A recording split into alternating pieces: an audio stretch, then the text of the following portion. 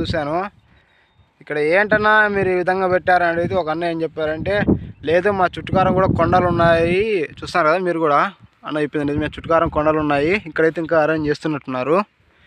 వీళ్ళు అరటి మొక్కలు నాటుతున్నప్పుడు లేదా నాటిన 2-3 రోజుల్లోపు ఈ ఈత ఆకులను పెట్టడం ద్వారా కుందేళ్ళ తాకిడి అనేది ఉంటుంది కదా, దాని నుంచి కొద్దిగా నివారించవచ్చు అని చెప్పారు.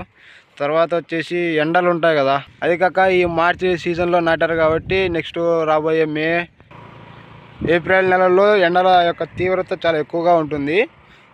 కాబట్టి ఎండ నుంచి కొద్దిగా నీడ అనేది పొందడానికి కోసం కూడా దీన్ని వాడుతున్నారని చెప్తున్నారు. తర్వాత ఇది ఒక్కొక్క ఈయన వచ్చేసి దాదాపుగా 2 నుంచి 3 రూపాయలు పడే ఛాన్స్ ఉందంట. దీన్ని కట్ చేస్తే 3 పీసులు వస్తాయి అంటున్నారు. చూస్తున్నారు కదా, ఇదైతే ఒక గుడ్ ఐడియా అని చెప్పొచ్చు. కుందేల తాకట్టు నుంచి కొద్దిగా ప్రొటెక్షన్ దొరుకుతుంది. తర్వాత ఎండ నుంచి కూడా మొక్కలు దెబ్బతినుకోకుండా ఉంటాయి.